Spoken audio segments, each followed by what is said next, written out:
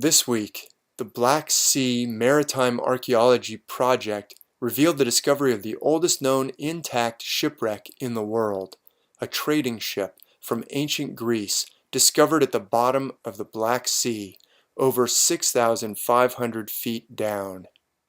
Although it was actually located in 2017, the first articles were published on the ship this past week, and the amazing images shown to the world for the first time.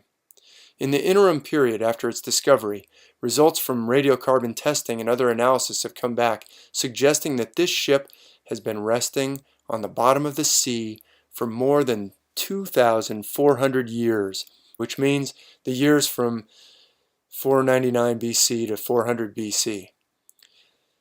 Too deep to be reached by divers, the ship has been scanned by deepwater ROVs, remotely operated vehicles. Its remarkable state of preservation makes it the first such shipwreck from so long ago to have survived intact to the present day.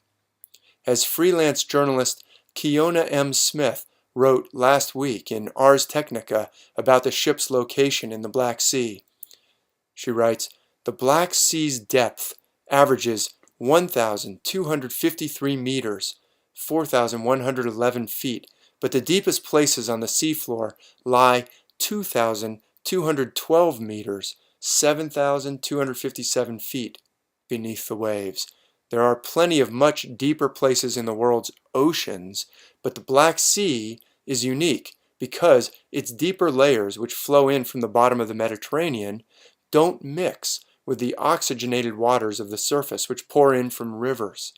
Most of the deep sea floor in the Black Sea is completely anoxic, making it a bad environment for most of the microbial species that would normally break down the wood of a shipwreck.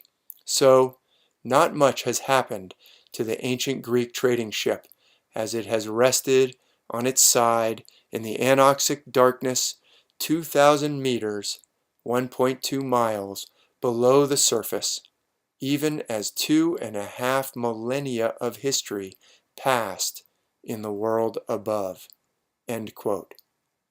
Nicely written.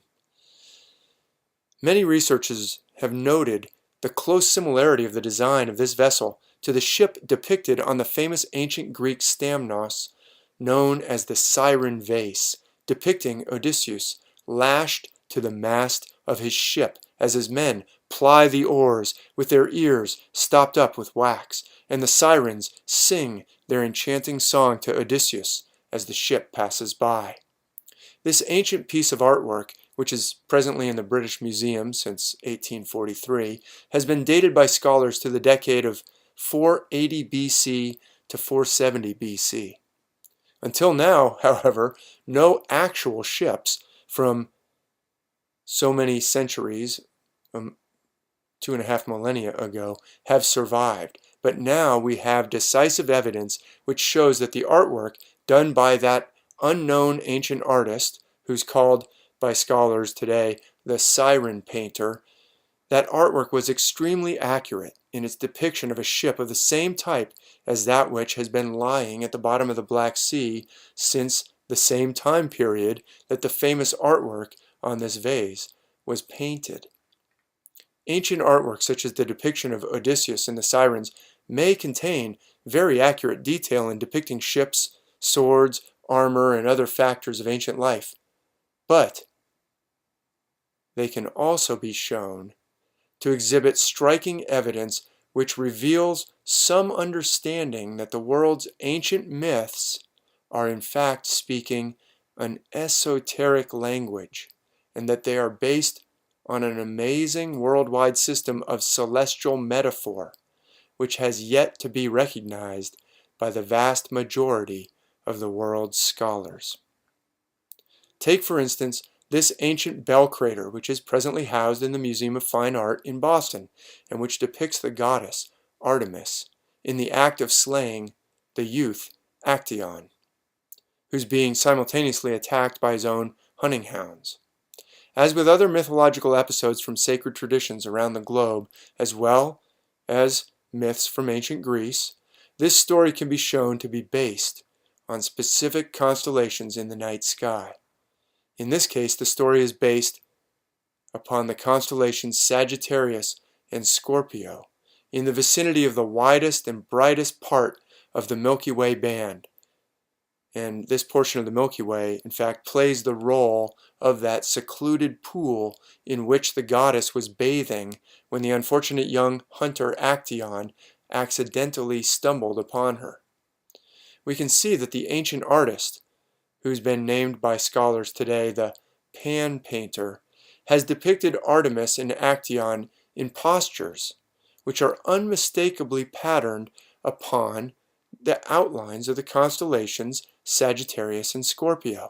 Note, for instance, the posture of the goddess and compare to the outline of the constellation Sagittarius. Note the bend of her knee, the length of her dress, the angle of her bow, and even the tassel depicted atop her quiver of arrows, corresponding to the upraised feather or plume atop the outline of the constellation Sagittarius itself. Or again, consider this ancient Greek vase depicting the hero Heracles, better known to us as Hercules, wrestling with a water god, Triton. Note the distinctive posture of the hero in this wrestling match.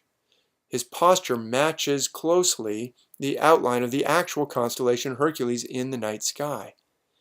Now, the body of the god Triton is serpentine and is arranged by the artist in a steeply humped form in the middle, which I would argue corresponds to the shape of the constellation Ophiuchus, located immediately below the constellation Hercules in the heavens, and frequently depicted as an adversary of figures in myth who correspond to the constellation Hercules in various cultures from around the world.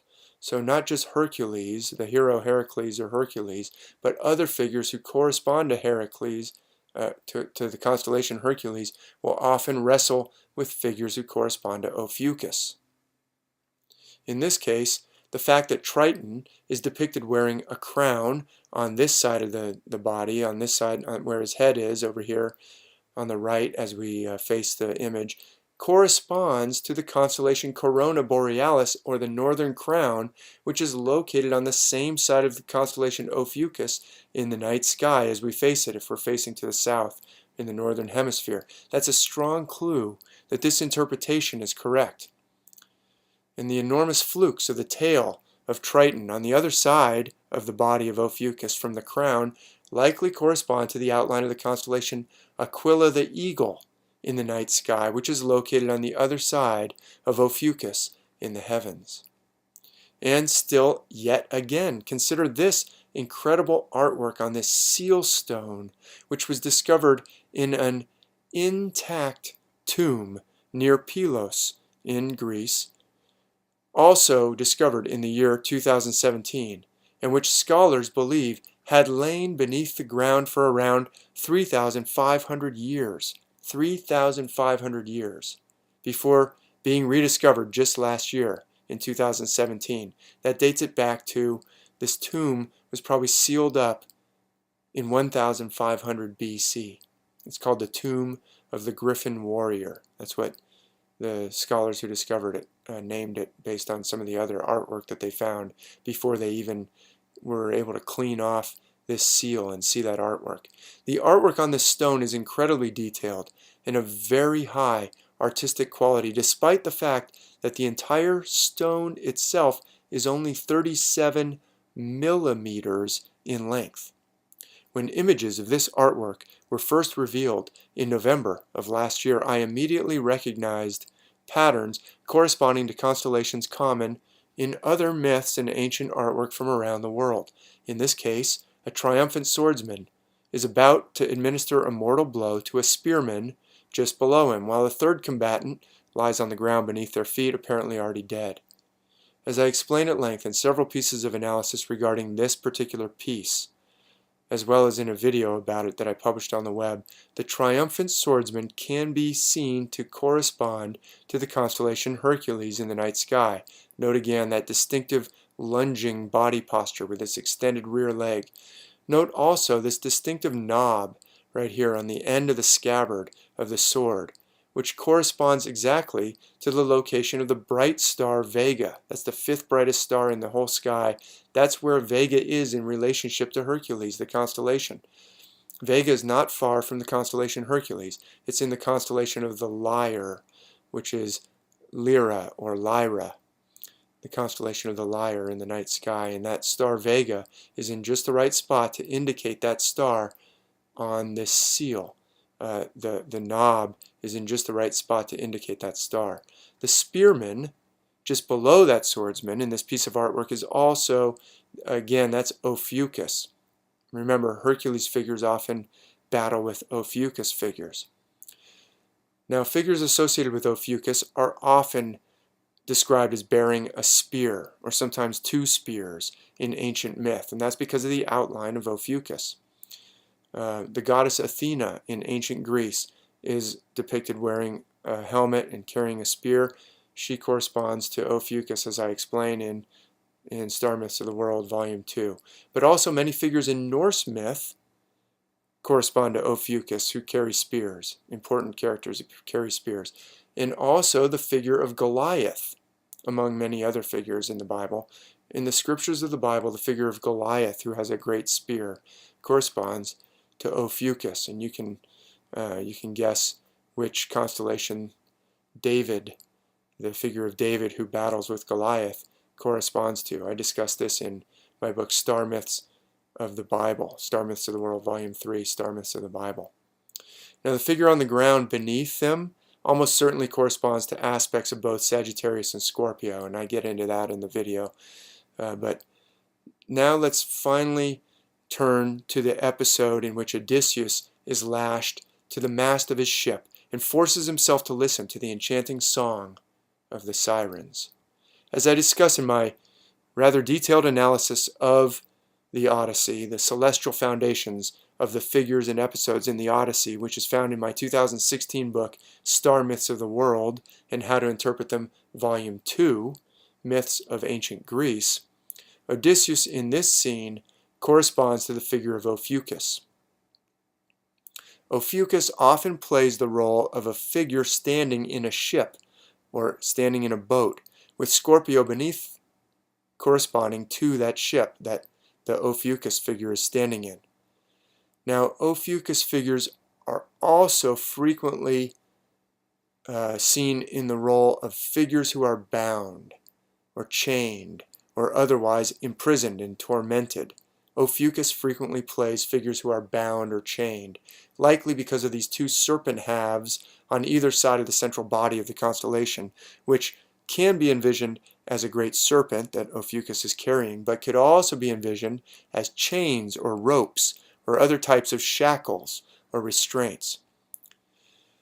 The Sirens, who try to entice Odysseus and his crew as the ship sails past, and who can be seen flying and diving through the air in that depiction on that ancient vase from 480 or 470 BC, almost certainly correspond to the figures of the constellations Aquila the eagle and Cygnus the swan in the night sky, which are constellations that are flying upwards and downwards in the great Milky Way band just beside Ophiuchus and above Scorpio in the heavens.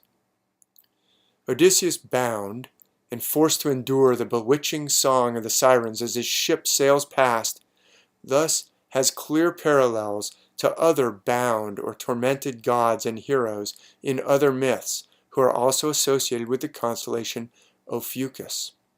And these figures include the Titan Prometheus in ancient Greek myth, who's bound and tormented by eagles for stealing the divine fire of the gods in order to give the divine spark to mortal men and women. Also the god Loki in Norse mythology, who's bound by the entrails of his own son, as I discuss in my most recent book, Star Myths of the World, Volume 4, Norse Mythology. Ophiuchus figures in mythology also include Christ upon the cross, where, like Odysseus, he is bound and forced to endure torment, including being offered vinegar raised up on a sponge affixed to a long pole. And the list could go on and on for ancient sacred traditions around the world. Clearly, we can see that Ophiuchus figures are incredibly important. They're indeed central figures in many ancient myth cycles from around the world. So despite the significance of this incredible shipwreck discovery of a ship closely resembling one depicted by the ancient artist who designed the Siren Vase, showing Odysseus being tormented by the Sirens, Odysseus and his adventures can be shown to be based on the stars and not on literal history, as can virtually all the other ancient star myths of the world. But this does not mean that the message that they have for us is not, quote, true. Indeed, once we understand that these are not literal stories about someone else who lived long ago, then we can begin to realize they are not about ancient history, they're about us. These figures who are bound and forced to undergo these trials are esoterically describing truths about our own condition right now. The lessons of the Odyssey for our lives are profound lessons. They're lessons that we very much need, even today. They're not diminished in any way by the fact that they're not literal. I'm not really sure why people often feel that the stories must be believed as literal in order for them to have value for our lives. In fact, they're even more applicable when we realize what they're actually trying to tell us. And they're not telling us about literal historical events.